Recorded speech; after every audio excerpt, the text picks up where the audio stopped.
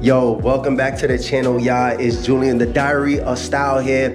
And yo, I always been curious to hit the streets. You know, some of the dopest people I know are some street vendors, you know, some of the homies that are the designers, you know, artists and whatnot. So one of my homies, Cal, he has a storage unit that he wanted to show me, you know, some pieces. He has his own brand too. Yeah, it's my boy Cal. He's gonna show me some pieces, you know, talk a little bit about his brand and everything like that. So let's get right into it. Let's get it. All right. What you want to see? What you want to see? So like tell me, you know, what you gravitate towards and everything like that as, you know, a brand owner, an up-and-coming brand owner and stuff like that. Yeah, you see a lot of plaid, a lot of tartan, a lot of flannel. That is my bread and butter. That is everything I do. That's the only thing I do. Yeah. And so, you know, I travel all over in the country, out of the country, and I basically pull flannels that I think are cool, that speak to me, that remind me of cool things. So this is, you know, like for example, like this like kind of chartreuse color, this lime color was just something like I had never seen before. So I was like, okay, cool, like I gotta pull that. And whether or not like this gets retailored and upcycled like into a garment itself, or maybe I just take a piece of this fabric for a project, like that's to be decided. This is kind of like my collective vote right now. So why flannels, by the way? Why flannels particularly? You say that's your bread and butter. Why flannels? The short story is I've always been a skinny, lanky guy, you know. In the gym. Nah, hell yeah. But basically, as a young man, you get to a certain like junior year, senior year, you know, early college years. I feel like that's when all the homies and all your peers like start hitting the gym, you know. And I was always self-conscious and insecure about my size, especially like around here, my collarbone. It really kind of showed like how skinny and lanky I was. Gotcha. And so that's one of the things I liked is like I could put on a shirt, you know what I mean, button it all the way to the top, and I could cover it up, right? And at the same time, in that era, you could get a flannel shirt like this and match all the colors in your Nike SBs, you know? Like you could, let me see if I can find something, you know, for the ones that know, is like I might have did something with the Angel and Demon SBs with these, you know? There's a little bit of blue, a little bit of a black, a little bit of red, you know? I like the way that it's like it's like a faded. Yeah. It gives like a faded look. Right. Yeah, right. Yeah. I don't know if that's what you was like going for, but it gives like, it's not like pops as much. Right. Yeah. Right. It was kind of my suit of armor, and so I've always just kind of had like a real affinity to flannels. The long answer is, I'm born here, like in New York. Nah, facts. You know, born and bred, NYC native. Born and raised, yeah. Downtown Manhattan specifically, and so only the first person in my family's lineage to be born in America, and so like the USA brand is terrible right now. The American brand is terrible, it's down bad right now. But you know, I think that a lot of times, like when people look at flannels or when they see certain things, you know, they think about like maybe like a cowboy in like Oklahoma, you know, like, oh, this shit is for him, you know, denim, boots, whatever, like that shit is for him. It's like, no, like this shit in my country too, okay? Like this shit is for me too. You know, I'm just looking at it from a different perspective and different vantage point than maybe like a cowboy from Oklahoma would rock it, you know? And so it's my way of taking ownership of like, this shit is mine too. This shit is Americana, like a Chinese American, New Yorkian cat is every bit Americana, just like the guy in Oklahoma. Facts. And so show me some of your like favorite ones, or like some of your babies you would say, and like put out there. On this one already, and that's one of the additional layers of the reason why all of this shit is secondhand is like, I think like as an artist, like the main thesis to my work is time. I think it's a product of being born and raised a New Yorker, where it's like time is Time is our ultimate luxury, right? It's like chop chop, let's get to it. That's why the bodega guy talked to you a certain way. That's why motherfuckers honk, motherfuckers walk fast, whatever. Like, you know, we good people, but like we value time. Time is money. Time is, you know, everything. Time is the only luxury. And with that, like things are so fleeting and therefore so valuable. Yeah. And thus, like, you know, things that have natural patina to it, I gravitate towards it because it is a representation of time. Thanks. You know, it is how we can see this sort of abstract fourth dimension in the flesh, right? Hell yeah. So let me see if I can find something that's a little bit more battered and bruised up. And I think this one, look at this old tag. Look at this old ass tag. Crazy. You know, Yeah, made that's in old USA. shit. Yeah. You know, union made, super Crazy. important to me. You know, so it's just like I'm trying to find like garments that are like beautiful in terms of build quality, but also like mean something. You know, like pro-union. You know. So let me see if there's any other like really nice ones. What else? Let me show you this. And where was the the seeds, like where did the seeds start for this idea? I think it Yeah. was like entirely like break culture. Was it coming to America, like seeing the world like as it is, like growing up here? Yeah, Compared I think to your so. parents. Yeah, I think so. I think it's growing up here, being around the things that we're around. Yeah. I think like I have some homies from the West Coast, and I always think that one of the most distinctive things about, I can't maybe speak for the whole East Coast, right? But like speaking for New Yorkers is like, there's a great equalizer in the train. The train is a great equalizer because you're forced to see everything and everyone. You know what I mean? So there aren't any sort of like blinders on, you know, what you see and what you don't see. You know what I mean? You're gonna see a guy who makes 7 figures, you know, get on the train, and then you're gonna, get the musicians doing Stand By Me, you know, on a 7 at 8 a.m., you know? Oh, yeah. So you have that full range, and so just being exposed to so much and being in a position where like you have to reckon with it, you have to sort of process and distill it, right? And I think that what that does is it, you know, enforces critical thinking and it really kind of makes it so that, you know, you should have a point of view about things, right? And so like there's a lot of things I've seen, there's a lot of things thereby like, you know, I feel compelled to say, you know, through my work and my art. Then I found, you know, breaking, you know, and hip hop in and of itself is punk. Obviously, yeah. Yeah, it is punk. It's DIY. It's all intertwined. It's all intertwined. Yeah. It's DIY. It is put yourself out there. It is state your claim. It is stand on business. It is say it with your whole chest. It's like all of that stuff. And I think that like that, you know, really kind of informs my attitude to all this shit. You know, it is Crazy. It is remix culture. It is point of view. It is this is me. You know, like it or love it. You know, like that's Facts. That's the approach. You said you were rolling, you know, through your Rolodex, your SBs matching your flannel and whatnot. How important is that for a New Yorker in general? Because I feel like New Yorkers, period, like we want to match our sneakers with like our tops all the time. Like especially our tops with our sneakers, like we always got to match. Like for instance, me, like I'm matching like this with my I'm matching the same thing. Like I'm matching with my, with the top and whatnot. But that's just like a New Yorker thing, right? Like, you feel me? So talk to me about that. Was it always that for you? You think you were like the matchy type too? Like really I like was heavy on the matching. I'm cool off of it a little bit more now. But I remember I had an infamous fit. Jordan New Love ones, the yellow and black ones. You can send me that, The yellow and black ones, and then I have, you know, it was the, you know what I mean? If you was there, you would know.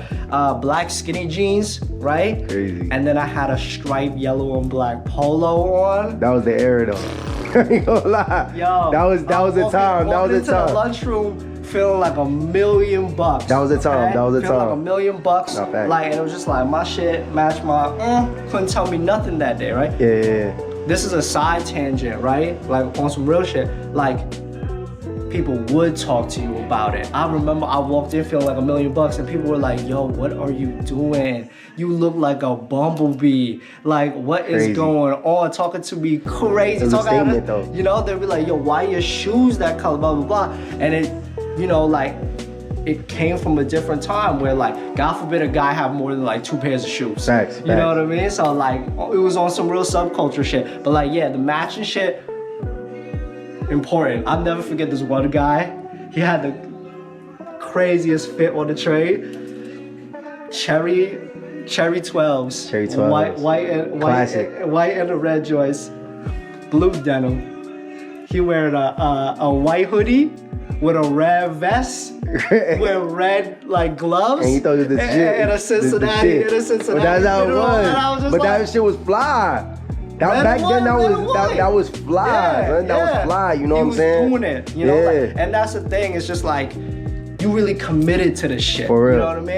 It was really about like committing to this shit, and everything is different now. But like everything revolved around the kicks. Yeah. Like that was the most important part of your fit, you know what I mean? Like you could have just wear, like, I mean, I was there, like you just be wearing some Old Navy shit up top. Facts. It did not matter, but the kicks? The kicks had to be it.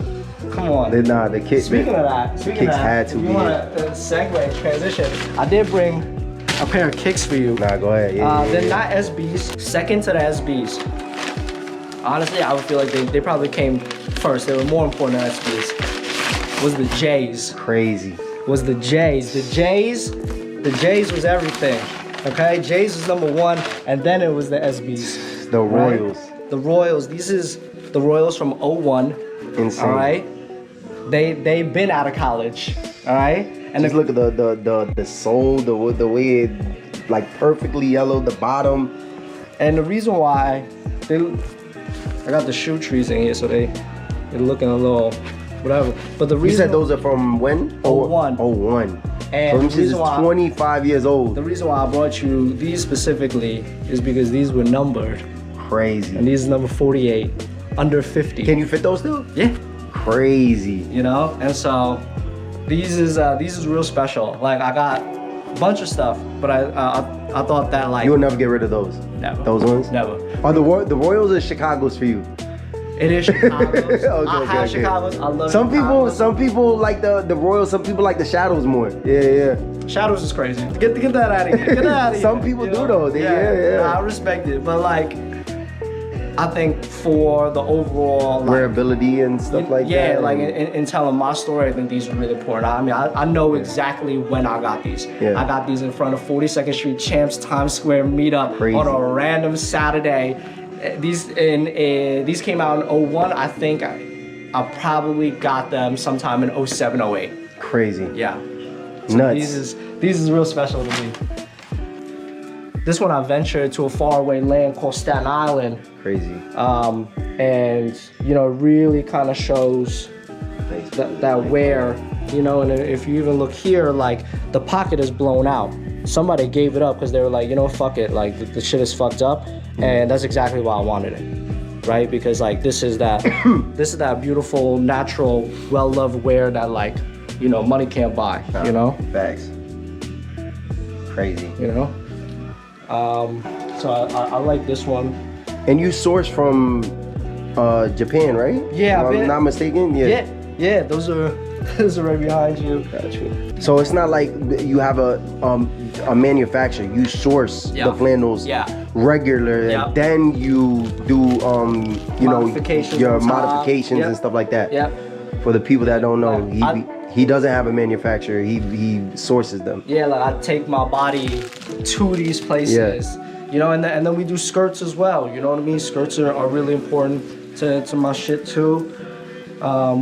You know what I mean? I try to get shit like right now. Like you throw that on right now. That's a look right there. Come on, son. Nah, facts though. Come on, son. Like literally. And then we gonna be matching the kids. Like literally, like that's dope. Yeah. That's fire. Yeah. And then this is sorry. Nah, I was gonna say because like we live in a era like if a straight man wears a skirt like that, people are gonna look at you sideways and whatnot. And it's like we gotta get out that mindset of like like we can't have feminine things or we can't wear things like that, like a bag or stuff like that. You know what I'm saying? Like fashion and clothing is more than that. This goes way back. Like people like men used to wear skirts way back in the day. Like if you look into history and stuff like that and whatnot. Yeah, and I mean, I think I have something just like that, just as a reference for me too. Is like, this is straight up like a Scottish kilt. Yeah. You know what I mean? So speaking of men used to do this, like, you know what I'm saying? Men used to really do this, you know? So you got the, you know, the part in the front, you know, and then in the back, pleated, beautiful. Exactly. Come on. Fire. That, you know? And then you throw that like over some pants, like that's swagged out. Like this era, like, you know what I'm saying? Like, shout out Rocky. You for know? facts, I was gonna say, like, to me, like, the first person I seen doing that is Rocky, obviously. And I was just like, he I don't know if he's the first, but he made it like hot. Yeah. And I was like, oh yeah. Chill, don't let Nas hear that. I know. You said you got hats too? Yeah. Yeah. These are the Study New York take these Harmony on, like, caps. these shits is dope. Right? Yeah, these hats like always caught my eye. Yeah, and they're with all the stitching on the side and whatnot. That's dope. Open it up for you. And it's not like the thing I like about it. It's like subtle. It's not like too crazy outlandish. It's just very subtle, and it gives like a vintage aesthetic. Yeah, and whatnot with the stitching and whatnot. I appreciate you. And I like the placement of it, where you put it right on the side, just like right into the front. I love that. Yeah. Thank you, man. Yeah, and so like same thing with the hats. Always trying to grab ones that are a little bit more special, right? We got Mets. This is a rare colorway for the Mets, black and white. You know. Crazy. This is what they call a pinwheel. Ooh, crazy. And so the pinwheel's got that tricolor pinwheel because it looks like a pinwheel from the top. And you source the hats too. Yeah. And while we're on the topic of the top, these all have a custom plaid, specifically black watch plaid little cap top that I do just to bring Is that like your signature? Yeah, just to bring your flannels. Yeah. So. Nah, that's dope. Don't get any more on the nose than this one. Hell yeah. You know? Nah, super fire.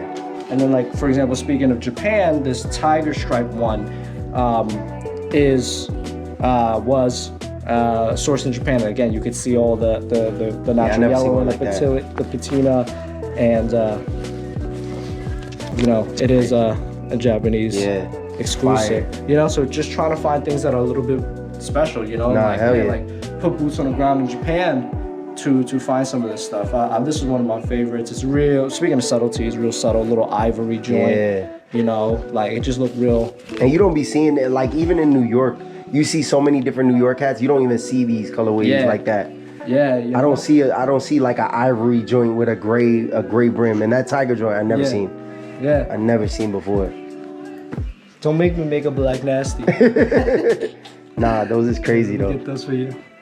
There we go. And do you think like you would ever get to a point where it's like obviously get to manufacturing your own things? Yeah, I think I'm gonna continue to just upcycle. I think that like there's tons of dope people making dope things. And I think that like there's so much of that and the sheer quantity of so many cool people making cool things doesn't make it any less cool, but I think what makes it cool for me is something having a point of view, something having a life lived, you know, and just kind of keeping, you know, that sustainable piece, which is like, this is stuff that people gave up and they didn't want. Like Virgil said, you know, a little Duchamp with it, like just taking stuff that people have given up and giving that second life. You know, I think that's quite beautiful. It's something I'm passionate about. Again, it touches on that time piece as well. And that's the stuff that I'd be interested in wearing. That's the stuff I'd be interested in shopping. And again, it doesn't take away from, you know, net new stuff that other folks are creating, but, you know, I'm making what sort of speaks to me. A little bit to your, you know, manufacturing point too is like, you know, I think one of the beautiful things and one of the primary reasons why I went out to Japan is like, there's always been this conversation in the street where between New York and Japan, right? Like we invented it, they refine it, they feed it back to us, Thanks. and then we flip it on its head again. We inject that energy, and then they take that, and then the conversation keeps going back and forth.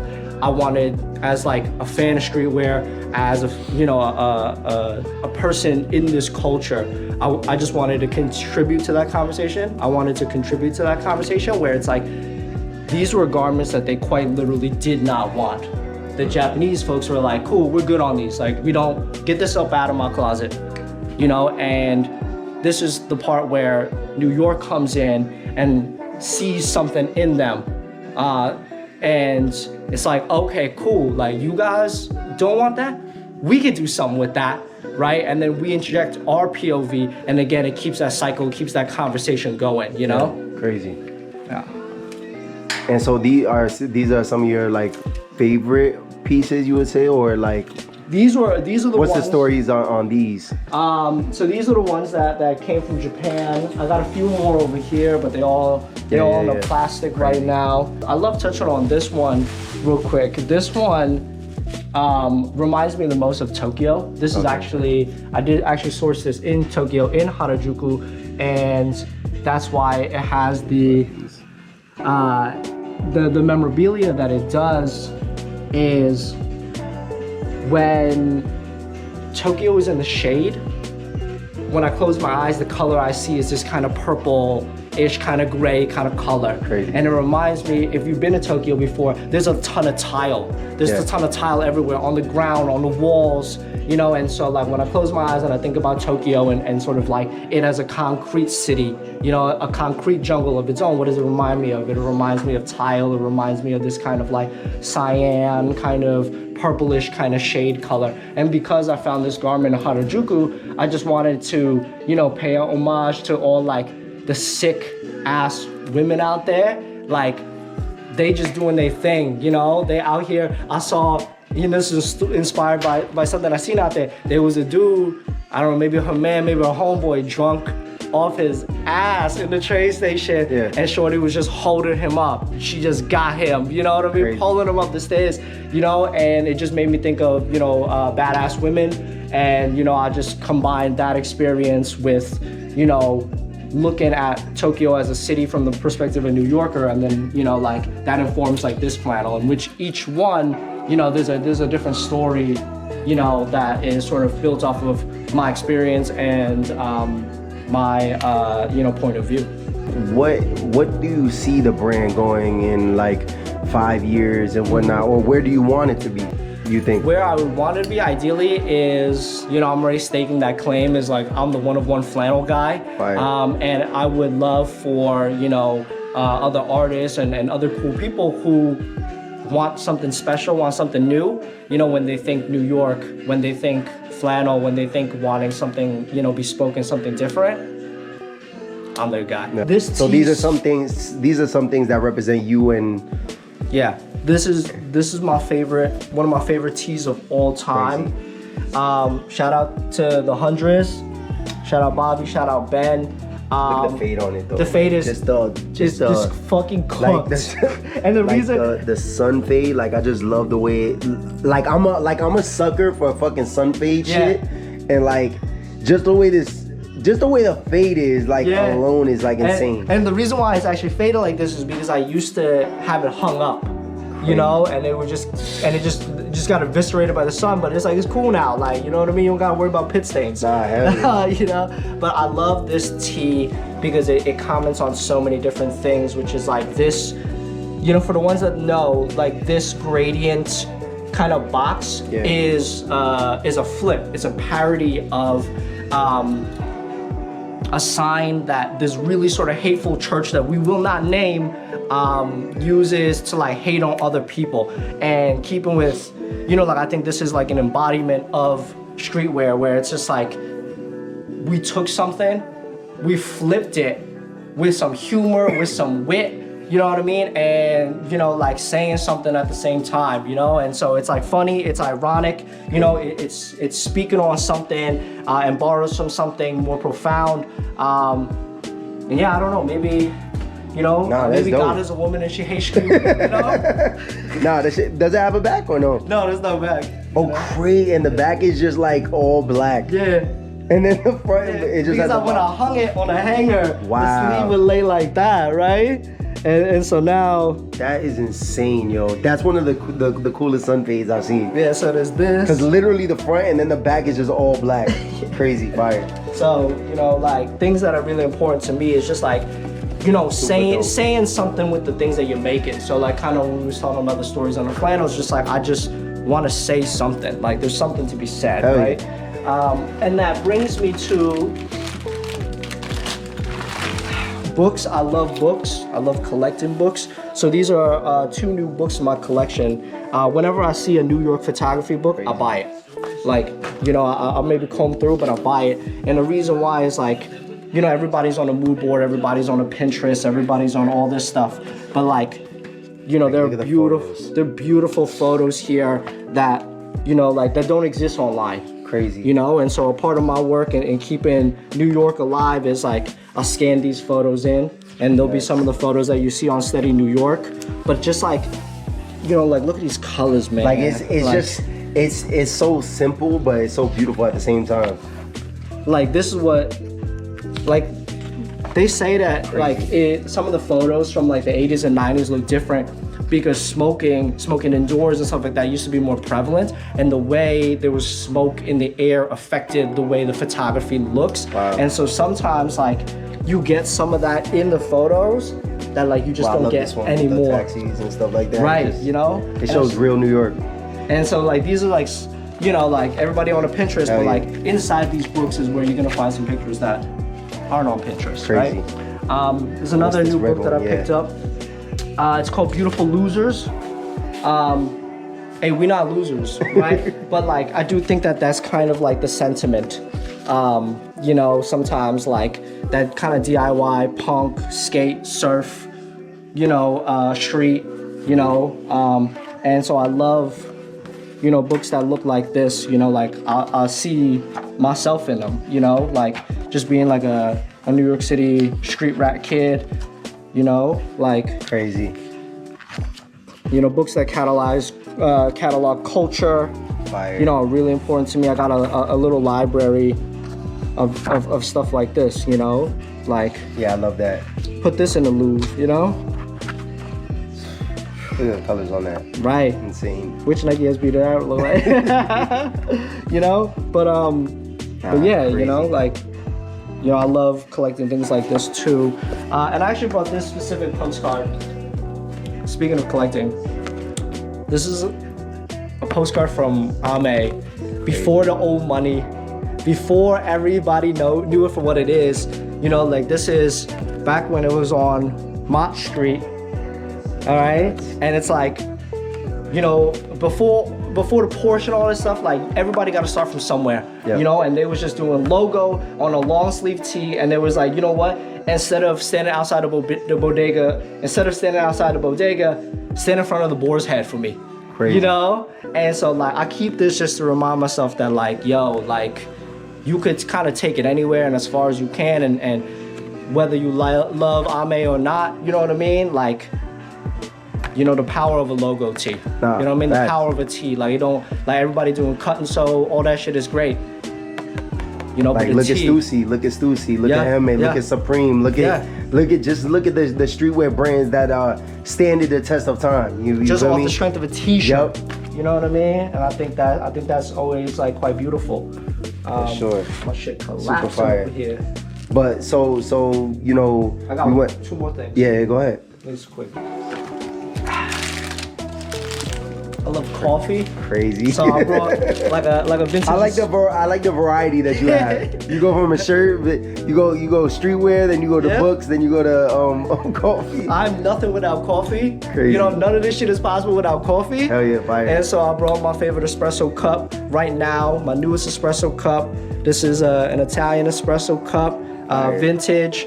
So I collect all types of stuff. You know, Crazy. outside of plaid. Yeah. Probably next in line right now is like dialing my espresso shot. You know what I mean? I'm Crazy. like scientist on that. So What's your favorite espresso shot? My favorite beans right now, it's all about the beans. It's all about the beans right now. I love two.